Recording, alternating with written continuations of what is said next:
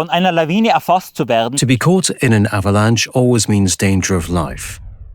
Hence the importance of risk to make conscious decisions and acting in order to never be confronted by this emergency situation in the first place.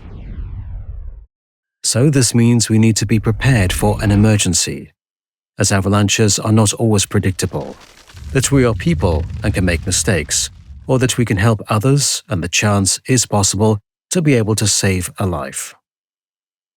If it's possible that we can find the head as fast as possible and within the first quarter of an hour free it and confirm if they are breathing. In diesem Zeitfenster, in this time frame, in the first 15 minutes, increases the chance of survival of a person buried that survived the avalanche by 90%. 90%. Wir haben hier unser Here we have our prepared search area. One person is buried. We will now go through the complete basic scenario. Ablaufschema durch. Zuerst gilt es, Ruhe zu bewahren. Firstly, stay calm. Take the first seconds to breathe deeply and to be aware to do the best you can. Before the rescue begins, it is important that the person or people with the most experience take over the command. Das Kommando übernehmen. Gerhard, you will be searching. Ja, passt. Yes, okay? Everyone else turn their avalanche receivers off. Magdalena, take a few steps backwards and call the rescue on 140. Thomas, we will prepare the shovels and will follow Gerhard. In Rucksack nehmen wir mit. We take our backpacks with us? Yeah, in Kutai. I'm sending the coordinates. 4 phases have been established internationally for searching with the avalanche transceiver. Signal search. Signal! Core search. Find search. And point search. Treffer! Die Signalsuche ist dann notwendig. The signal search is necessary from the victim when I do not have a signal, meaning that I'm outside of the signal range. So that we do not miss a signal, we move in search lines. We only go in a snake line when there is just one person searching, in parallel lines with more rescuers. The width between the search lines depends on each specific avalanche transceiver. A general suggestion is at least 20 meters.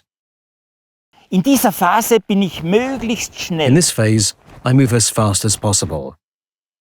And my eyes are not focused on the transceiver display, but on the snow surface, if objects or body parts that are visible are poking out of the snow. Do not be worried that you will miss something on the display.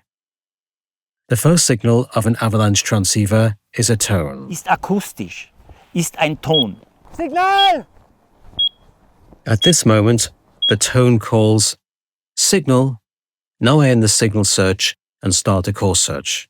Now my eyes are focused on the display.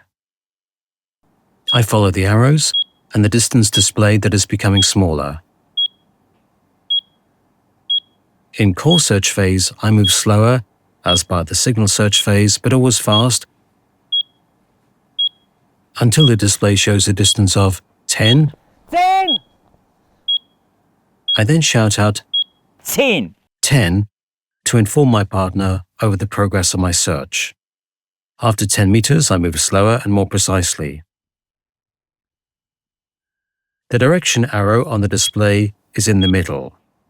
Now I bring the avalanche transceiver slowly down to the snow surface. 10! The complete search process is like the landing of a plane airport approach. The closer to the runway, the slower and more precise the movement. The display shows 5 and is again acknowledged with a loud tone. I'm now within a maximum distance of 5 meters from the victim. Now I bring the avalanche transceiver slowly down to the snow surface. The plane lands. Jetzt beginnt die Feinsuche. Now the fine search begins. When 2 or 3 is displayed, the direction arrows disappear from the display depending on the brand. From this point, I only work with the distance displayed. I move the transceiver very slowly and precisely along a line, keeping the transceiver flat, and search for the smallest number. Mark just once and the point of smallest distance is marked with a glove or a hat. This is the end of the fine search and I put my transceiver away. In the point phase, the focus is probing.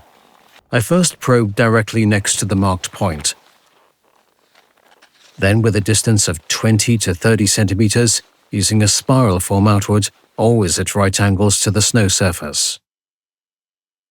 If there is a difference in depth between the individual probes, Typisch ist auch das leichte a characteristic feature is also the slight rebound of the probe upon hitting a body. Hit. This is commented on with hit. Treffer! Hit. We leave the probe in the snow. It serves as a guide when digging and provides information about the burial depth. When the probe hits, the most time-consuming and strenuous phase begins.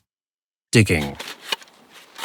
We dig at a distance from the probe that corresponds to the burial depth and clear the snow away to the rear to create a ramp that is as flat as possible. This is the only way to free a person from the snow. In this phase, everything is focused towards a single goal: to get to the head, free the head, clear the airways. We work the last few centimeters to the head with our hands and first determine whether there is consciousness. Dominic, can you hear me? Dominic is conscious. Do you have the bivouac bag? Clear the airways, breathing is present. Then we free the victim completely from the snow and try to keep them protected from the cold, using the bivouac bag, the space blanket and clothing.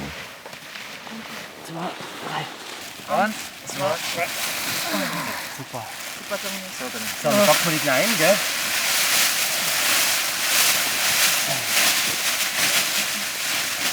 Bei der 4 ist ganz und klein, ja? Then we wait for the rescue team. ist kein Atem vorhanden. Is there no breathing detected? Then straight away in the snow hole, we give them 5 breaths. Then dig them out further and start as soon as possible with CPR. Belebung beginnen. Es ist essentiell, dieses It is essential to learn these steps and to practice them at least once before the start of winter. We must be aware that an avalanche accident brings with it an enormous amount of stress. And only when I have made the steps automatic that I am able to adapt to the situation and be able to correctly improvise and to save lives. Zeit ist Leben. Time is life.